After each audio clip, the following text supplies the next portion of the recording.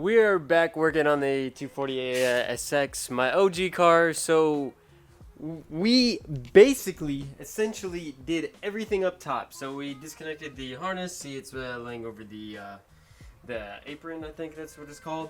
So the majority of everything is disconnected. The throttle cable is disconnected. All of it's disconnected. From here on out, I basically have to lift them, lift the front end, go underneath it, disconnect the drive shaft, transmission, and exhaust. From there, we yank the motor. Oh, motor mounts. So we also got to do motor mounts, and then from there, easy peasy. So we swipe it out, and we basically put the car on the back burner. I'm thinking of pulling the car out and then bringing in the other car. Let me show you right quick. This is just a little side.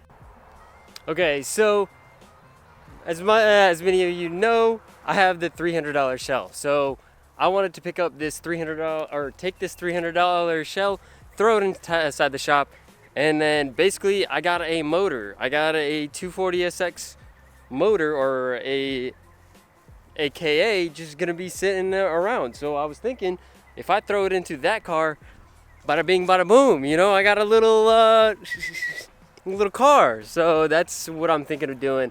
Basically, finally fix this. But basically, I wanted to swap it in. Yeah, the KA, it still runs. It still is perfect. So I wanted to throw it in there.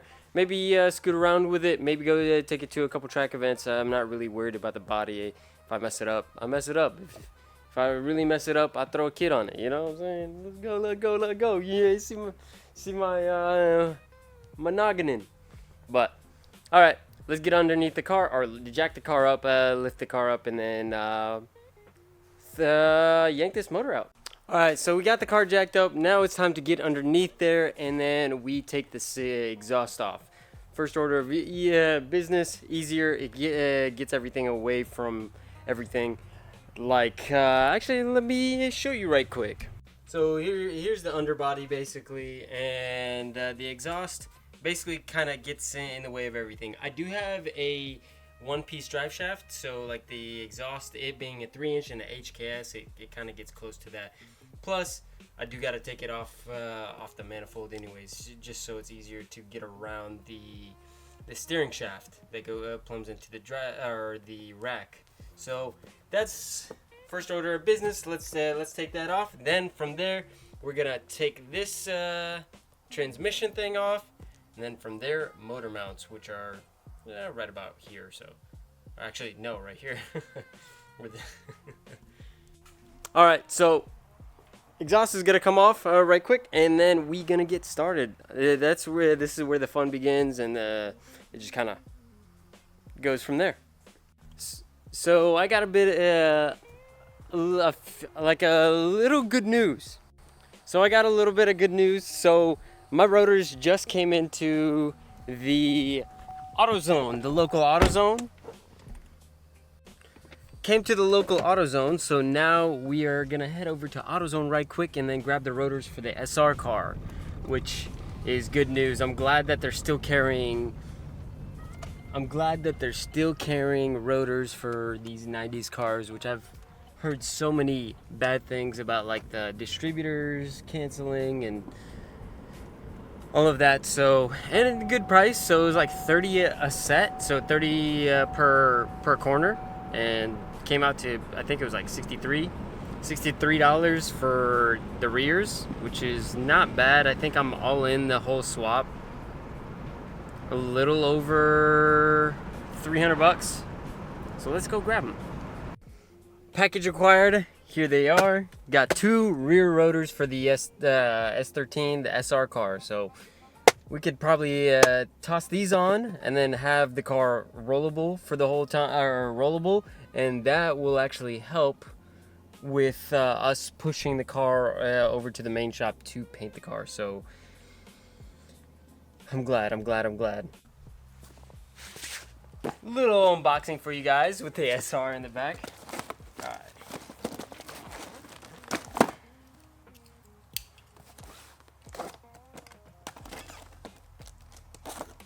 Well, let's see if these fit. I'm very curious because I did some research these should fit. So, bada bing, bada boom.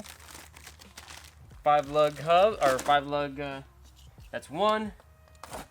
5 lug rotors. Bada bing, bada boom. Sick, 5 lug. So now we just gotta install them. Let's go ahead and do that. Man, I'm so excited for this. Popped off the wheel. Moment of truth. Time to put this rotor on. I'm curious how the fitment is. It said it was correct. ChatGPT, don't fail me now.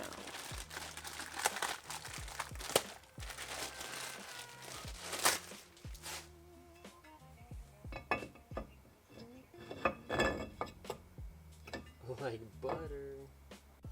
After dealing with so much rust, rusty calipers, all of this, as you can see, so much rust, ended up brake cleaning the caliper, kind of throw on the wheel. I currently have like the Anki rep ones, but I'll toss that on, see how it looks.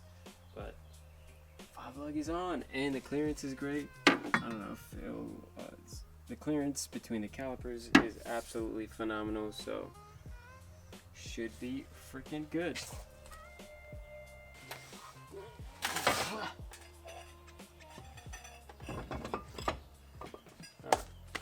Dirty, but we're rocking it.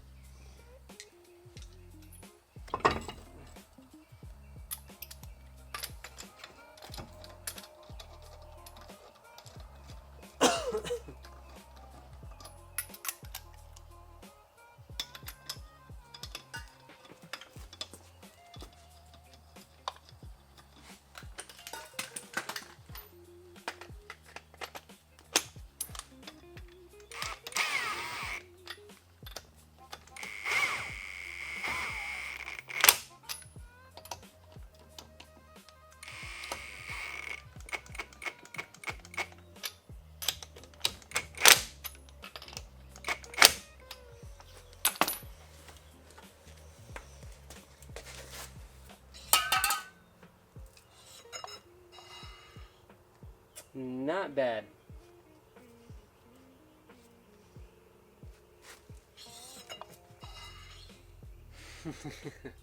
Looks pretty sick. You know, my brain could not do it. I wanted to see what we would look like with the JDM wheels on. So this is the JDM wheels. Dude, this looks so nice. Okay, this is a couple days later, and I'm in the shop. Man, it is hot outside, as you could probably tell. The sun is glaring, and we've got a little bit of progress going on with it. So let me catch you guys on everything. So number 1, we did end up pulling off the exhaust. So 13, they come with a header that like detaches like slightly lower than the 4th cylinder, and that one I like. I don't like the S13 one. This one's very cool because you could bolt up a J pipe to it and with no issue. Then the thing, and of course got the HKS exhaust, which makes the S13 and the KA sound really good. Then next order of business, boom, got a transmission on the floor. Pulled the transmission and pulled the drive shaft. I didn't want to disconnect these two. I just dropped them kind of like simultaneously. I ended up dropping the drive shaft and left that inside, and I was basically gonna pull this out. The main reason is because I didn't want this to leak. Now we could basically drop the car on all fours and you basically yank the motor. The motor, all I have to do is motor mounts on both sides and she's ready to come out, which is awesome feeling. And we're gonna have a drivetrainless car, and from there it's easy money. Then it's gonna be harness and everything like that. I think I'm gonna save that for another video. Alrighty, ladies and gentlemen, we are hooked up. So we got it set up, it's hooked up, it's ready to lift. So let me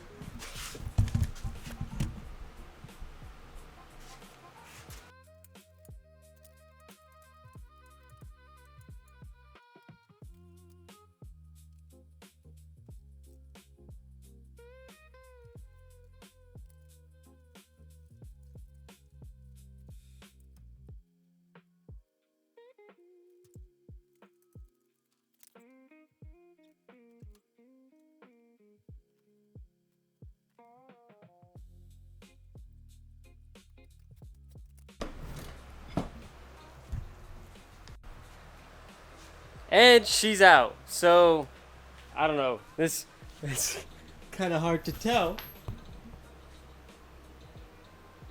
But the motor is out. Holy smokes, man!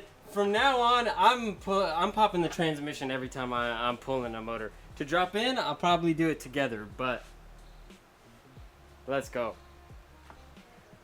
That is freaking insane.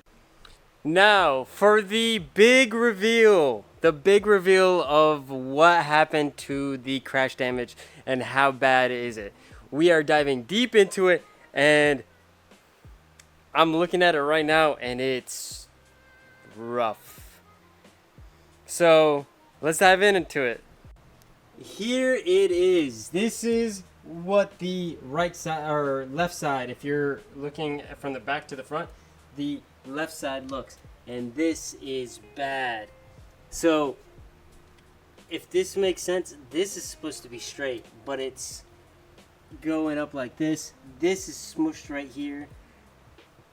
That's smushed. All of this is absolutely smushed. This is so bad. That's a divot right there. Man, this has been rough. It buckled. Wow. So that's a crazy damage. So like all this is tweaked. And then so this side is pretty tweaked too.